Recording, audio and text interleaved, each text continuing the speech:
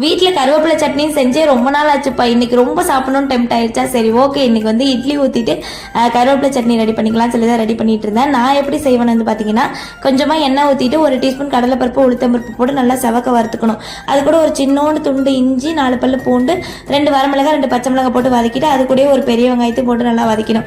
வெங்காயம் கொஞ்சமாக வந்து நல்லா வதங்கணுன்னா ஒரு கைப்பிடி ஃபுல்லாக வந்து கருவேப்பிலை இலை போட்டுட்டு அது கூட ஒரு சின்ன நெல்லிக்காய் அளவு புளி இதையும் போட்டு நல்லா கருவேப்பிலை இலை வந்து சுருங்கி வரது வர வதங்கினது அப்புறமா ஆற விட்டுட்டு அரைக்க போறதுக்கு முன்னாடி கொஞ்சமா தேங்காய் தேவையான உப்பும் போட்டு நல்லா அரைச்சு எடுத்துட்டு சர்வ் பண்ணீங்கன்னா சூப்பரா இருக்கும். இது வந்து கொஞ்சம் கூட கசப்பே தெரியாது, ரொம்ப டேஸ்டாகவும் இருக்கும். குழந்தைங்க எப்படி டைரெக்டாக கருவேப்பிலை கொடுத்தா சாப்பிட மாட்டாங்க, அதுக்கு இந்த மாதிரி சட்னியில் திணிச்சு தான் வந்து கொடுத்துக்கணும். ஏன்னா என் பசங்களுக்கு நான் அப்படி தான் வந்து செய்வேன், ட்ரை பண்ணி பாருங்க. அதுக்கப்புறமா நம்மளோட பாவக்காய் செடி வந்து நல்லா அழகாக வந்து தலைஞ்சு வந்துருந்துச்சு.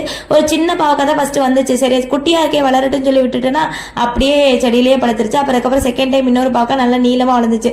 சரி அதை விடக்கூடாதுன்னு சொல்லிட்டு கையோட பறிச்சு எடுத்து வச்சு